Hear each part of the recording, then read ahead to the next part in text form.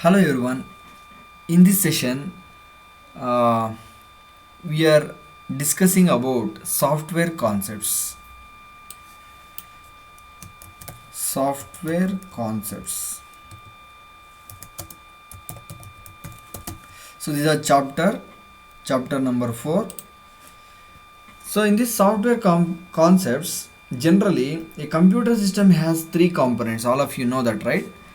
So what are they? What are they? Hardware, software, and users. So users are operating software with the help of an hardware.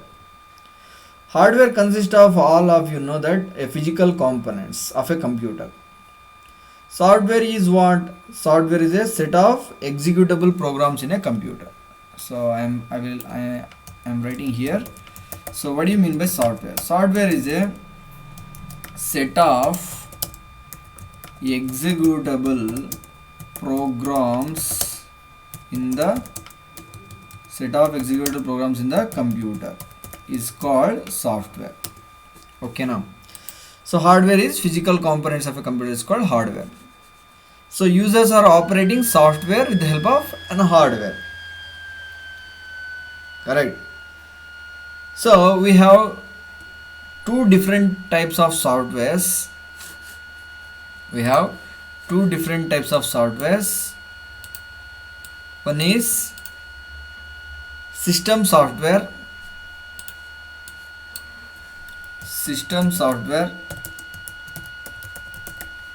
and second one is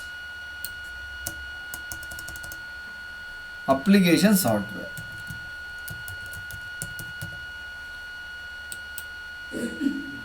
System software and application software. Okay, na? So software is divided into how many types? Two types. So system software and application software. So what do you mean by system software?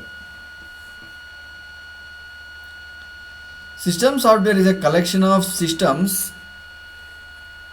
System software is a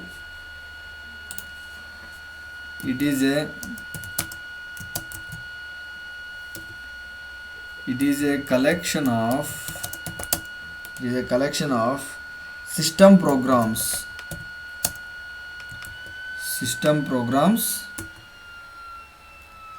to perform common tasks.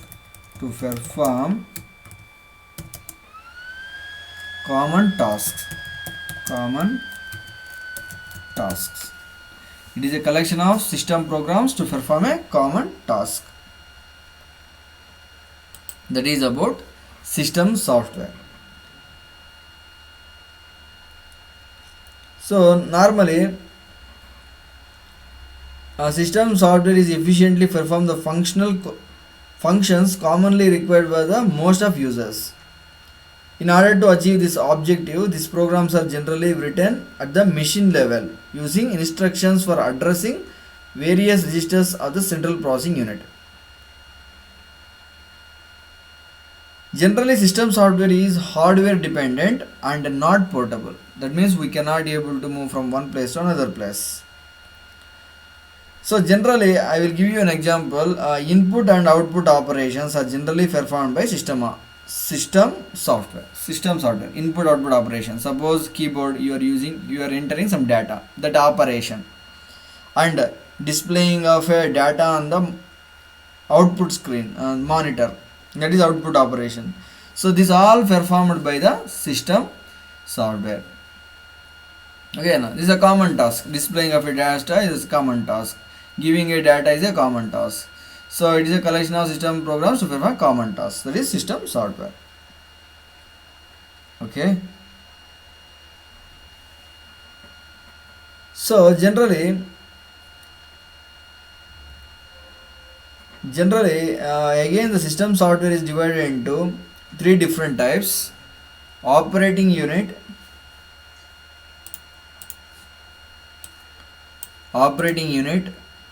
the second one is language translators, third one is utility softwares. So I am writing here. So the first one is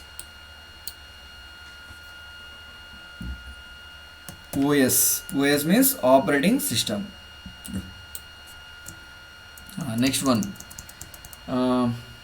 Next one, language translators. Language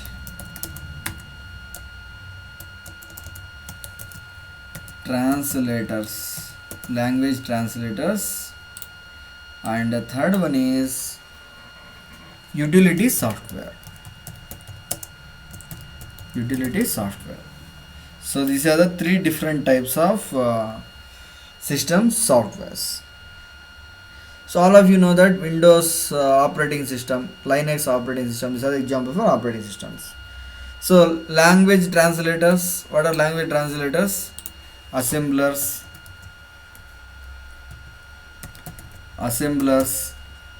and compilers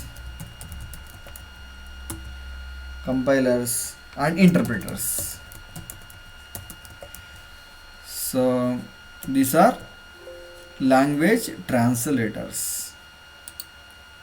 Okay, assemblers, compilers and interpreters are the language translators.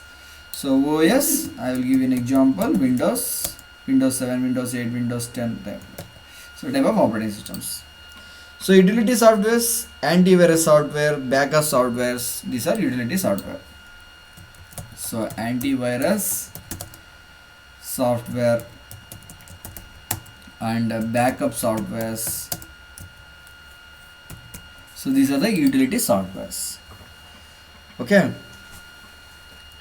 So now moving on. So first we will discuss application software. Further we will discuss is operating systems and language translators and utility softwares. Okay now. So all of you understood the software is divided into system software and application software. So system software is divided into operating system and language translators and utility softwares. So these are the examples for each and every type. So what do you mean by application software? Application software consists of user application packages such as payroll, inventory, financial accounting packages.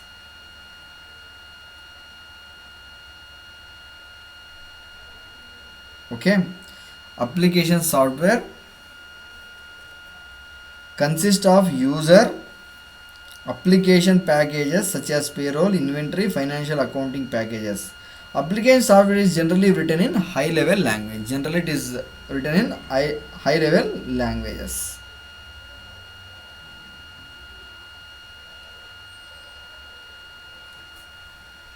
Okay, so these are custom made, although many application packages for word processing, database management and spreadsheets are used. Okay, now application software normally. Okay, now database management system and spreadsheets are used by millions of users all over the world. So these are the types for application software: general purpose and special purpose. You can say general purpose word processor and spreadsheet. Specific purpose you can say free collection of software, payroll and sales analysis. I will write here application software. It consists of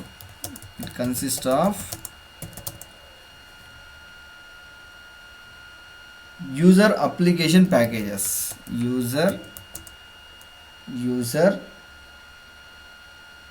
application packages. So what are the user application packages? What are they? Payroll, inventory. So these are the user application packages. Okay na. So again this application, so this application software is divided into two types. So one is general purpose. I am taking here, one is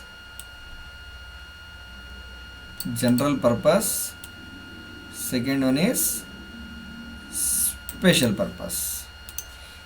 I am writing here This is general purpose, and second one is special purpose. So application software is divided into two different types, general purpose and special purpose. General purpose are word processing. We can say word processing are the examples. Word processing like MS Word, and ESS, electronic spreadsheets. These are examples. Special purposes are fee collection softwares,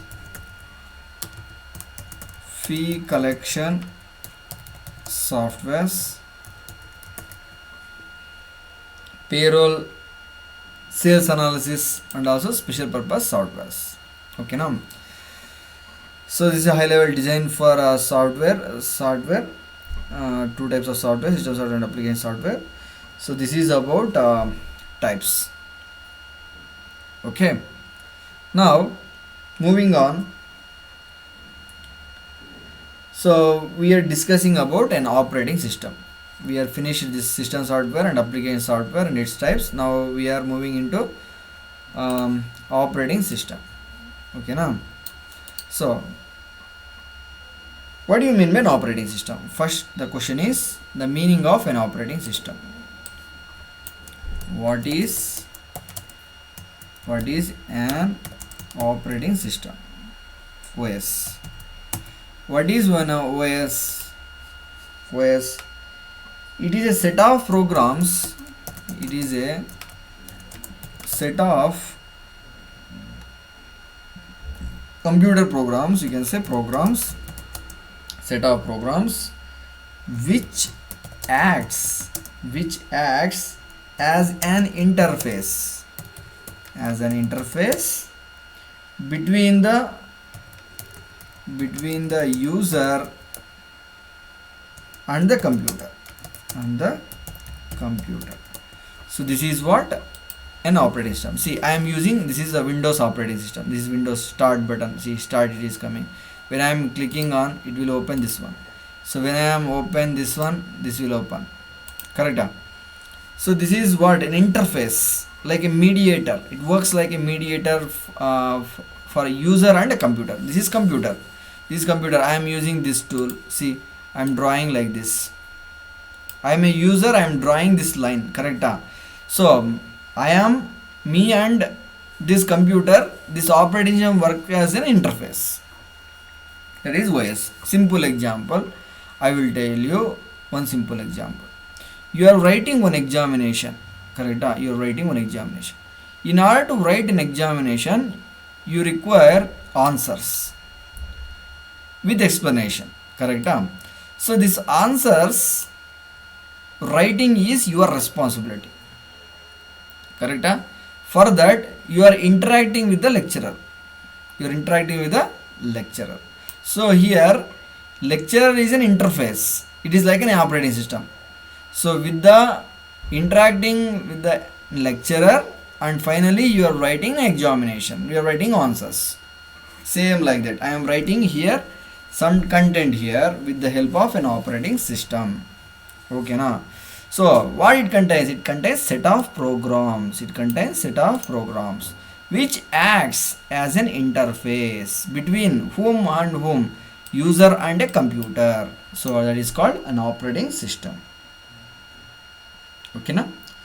So generally I will write you one diagram so that you can able to understand. So I will take here. This is application software.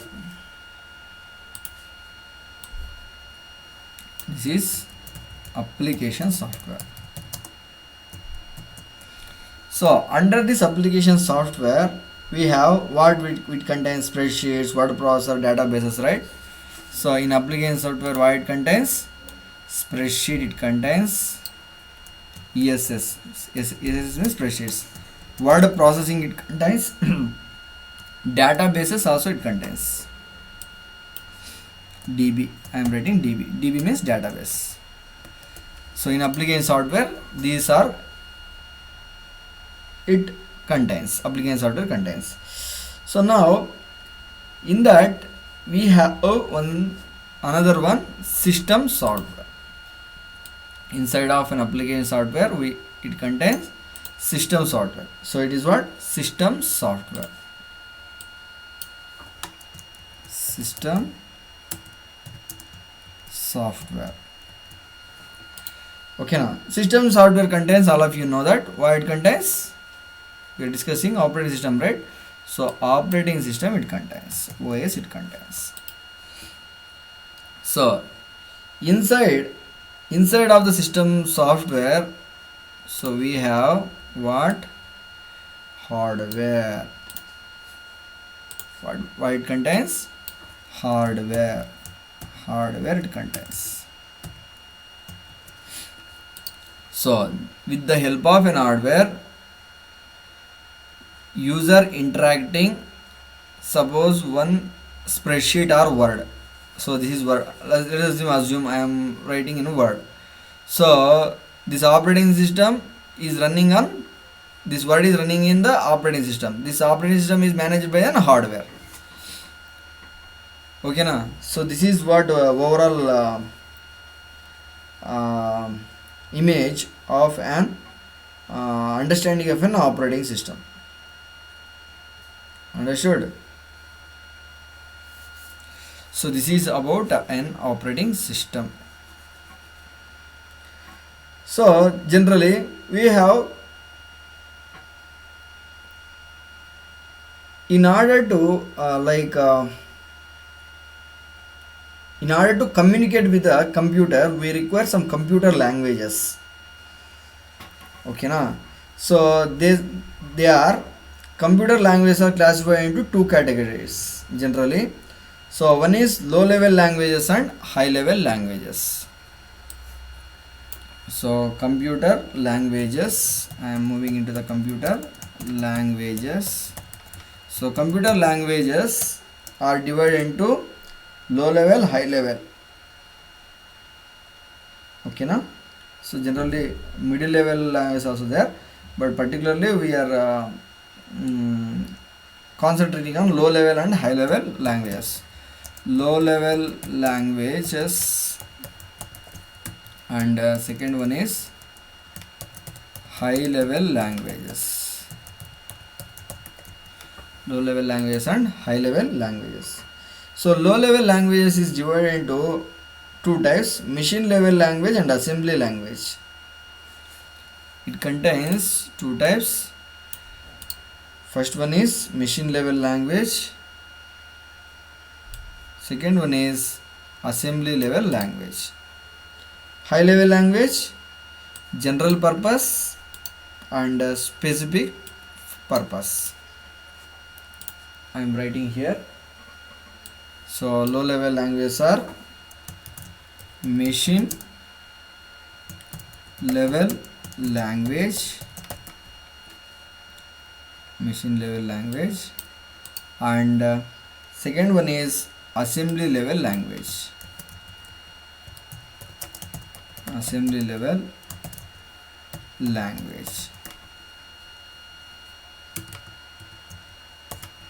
So high level languages are general purpose,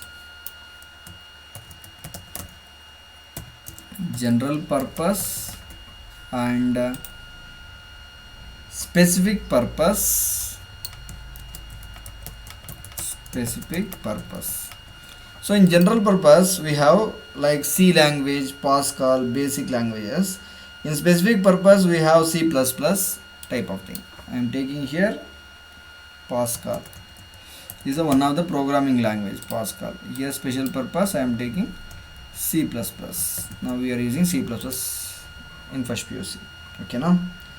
And COBOL, Fortran, these are all specific purpose applications. So what do you mean by programming language? First understand computer languages, right? Programming language. The most important part is programming language. What do you mean by programming language? What do you mean by it? It is a set of rules. Called syntax. It is a set of rules called syntax, which the user has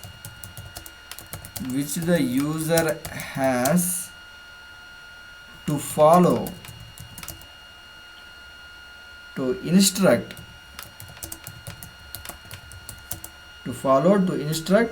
the computer what operations are to be performed. What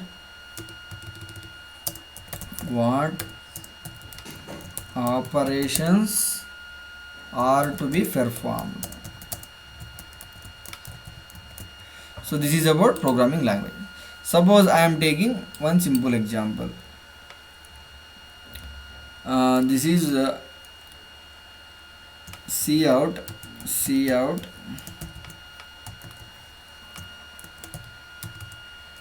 Today is a great day. Otherwise I am taking simple one. Hello. Okay, now. So this is what syntax. In order to print data on the screen with the help of C++ language, I am taking cout function. So I am displaying the content, this data. So it is what syntax. It is a rule, set of rule. In order to print, we have a rule. Is a cout rule. The user has to compulsory follow it. We are instructing to the computer to perform this task. Okay, now this will be managed by a programming language.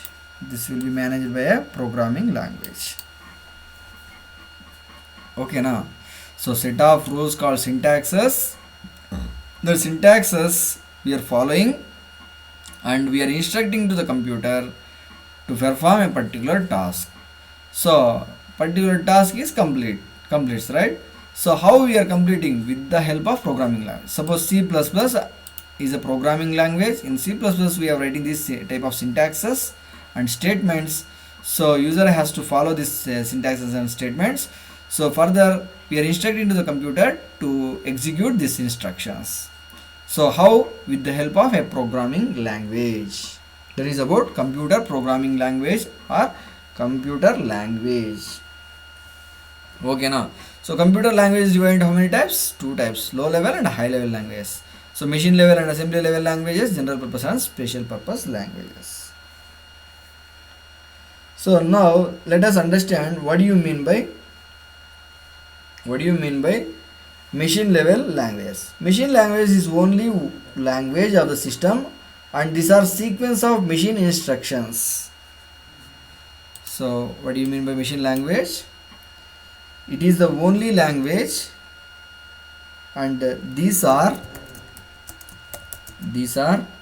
sequence of machine instructions.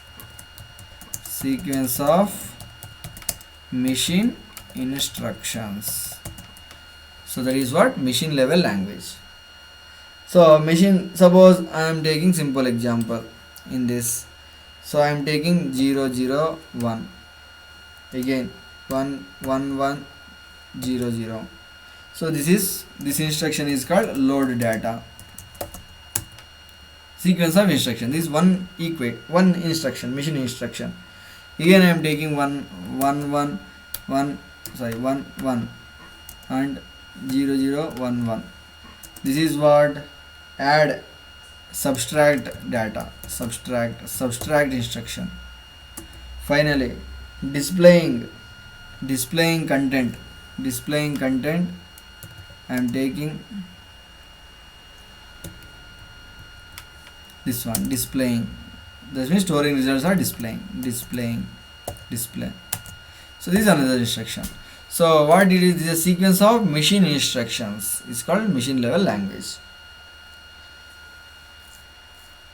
What are the advantages of machine languages? Machine language instruction can be directly typed and executed and no compilation translation is required.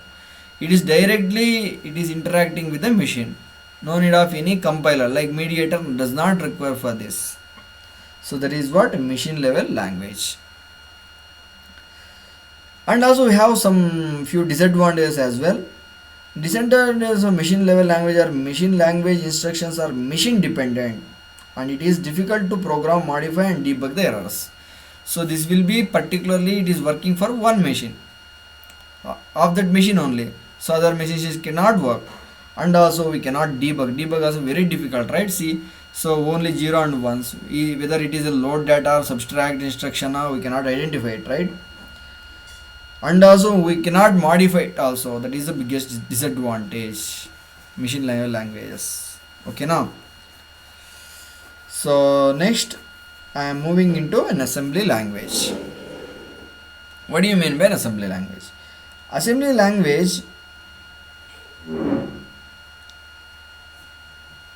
normally the basic disadvantage of machine language lead to the development of new programming language which uses symbolic instructions called an assembly language generally.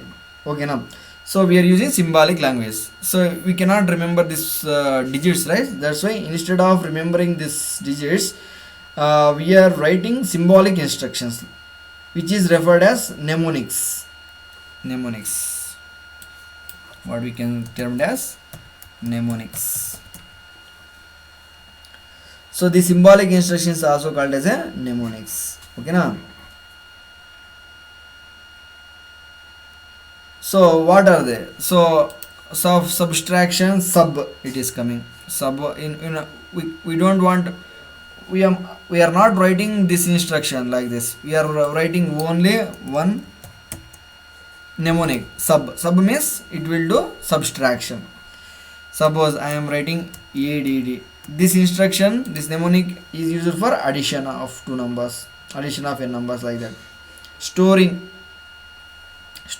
they are given sta, storing sta. Okay, for multiplication mul is a multiplication.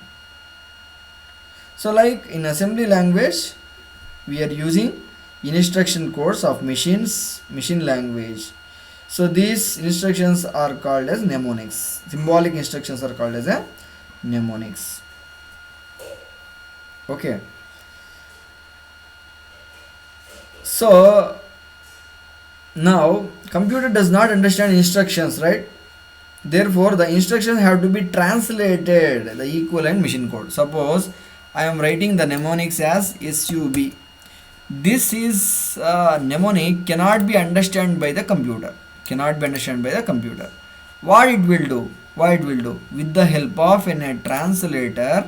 Here translator will translate this data into human understandable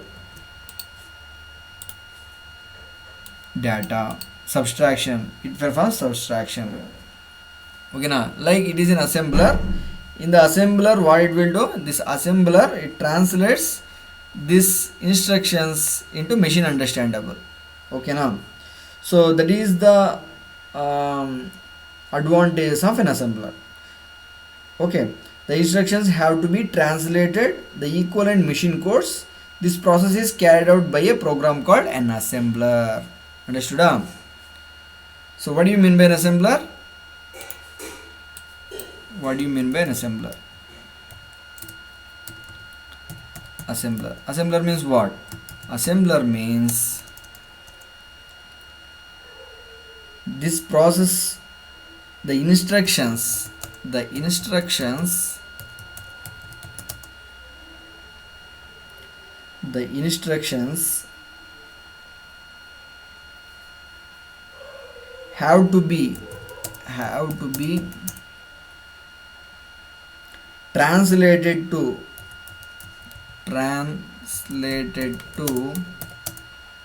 translated to the